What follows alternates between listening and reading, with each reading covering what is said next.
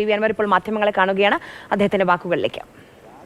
ഒരു പ്രധാന വിഷയം ഈ പിണറായിസത്തിനെതിരെ കേരളത്തിലെ ജനങ്ങൾ തിരിഞ്ഞിരിക്കുന്നു.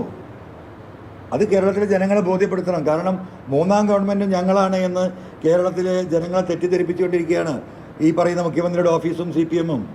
CPIയുടെ സർവ്വ മിനിയാന്ന് പറഞ്ഞു ഒരു നിലക്കും അധികാരത്തിൽ വരില്ല CPI നടത്തിയത്. അപ്പോൾ ജനങ്ങളുടെ മുന്നിൽ ഒരു തെറ്റിദ്ധാരണ ഉണ്ടാക്കുകയാണ്, ഈ ഗവൺമെൻറ് വീണ്ടും വരും. അത് വരില്ല, ജനങ്ങൾ ഇവർക്ക് എതിരാണ്. അത് കേരളത്തിലെ 3.5 കോടി ജനങ്ങളെ ബോധ്യപ്പെടുത്താനാണല്ലോ ഞാൻ രാജിവെച്ചതിൻ്റെ ഒരു പ്രധാന കാരണം. അപ്പോൾ അതിൻ്റെ റിസൾട്ട് അവിടെ ഉണ്ടാവില്ലേ?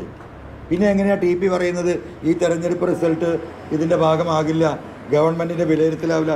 ഗവൺമെൻറ്റിൻ്റെ വിലയിരുത്തൽ തന്നെയാണ്, അത് വിലയിരുത്താൻ തന്നെയാണ് ജനങ്ങൾ നിൽക്കുന്നത്. അതാണ് ഞാൻ പറഞ്ഞത്. ഇത് LDF UDF ആണ് സാധാരണ ഇവിടെ തെരഞ്ഞെടുപ്പിൽ 2 കക്ഷികളായിട്ട് നിന്ന് കഴിഞ്ഞ എത്രയോ പതിറ്റാണ്ടുകളായിട്ട് മത്സരിക്കുന്നത്. ഈ തെരഞ്ഞെടുപ്പ് LDF UDFുമായി ബന്ധപ്പെട്ട തെരഞ്ഞെടുപ്പല്ല.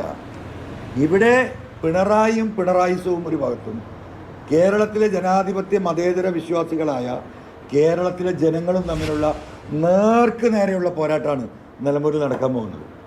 അത് ഭരണത്തിൻ്റെ വിലയിരുത്തലാകും. 10,000-കണക്കിന് വോട്ടുകൾ ഇത് കൂപ്പുകുത്തും. ഞാൻ പറഞ്ഞില്ലേ, വോട്ട് ചെയ്യാൻ എന്താ പറയുക, ഇങ്ങനെ മാനസികമായി തയ്യാറെടുത്ത് നിൽക്കുന്നത് കേരളത്തിലെ കമ്മ്യൂണിസ്റ്റുകാരാണ്. അതേ കമ്മ്യൂണിസ്റ്റുകാരാണ് നിലമ്പൂരിലുള്ളത്, അതേ ഇടതുപക്ഷ പ്രവർത്തകരാണ് നിലമ്പൂരിലുള്ളത്, അതേ കമ്മ്യൂണിസ്റ്റ് അനുഭാവികളാണ് നിലമ്പൂരിലുള്ളത്. അവരുടെ ഈ രാഷ്ട്രീയം, അവരുടെ പാർട്ടിയും ഈ സംവിധാനവും ഇനി കേരളത്തിൽ നിലനിൽക്കണമെങ്കിൽ ഈ പിണറായിയുടെ കുടുംബാധിപത്യം അവസാനിപ്പിക്കണം, പിണറായിസം അവസാനിപ്പിക്കണം. ഇത് അവസാനിപ്പിക്കാത്ത മുന്നോട്ട് പോയാൽ CPM എന്ന് പറയുന്ന പാർട്ടി ഈ പറയുന്ന പശ്ചിമ ബംഗാളിലും ത്രിപുരയിലുമൊക്കെ ആ പാർട്ടിക്കുണ്ടായ അവസ്ഥയിലേക്ക് മാറുന്നു.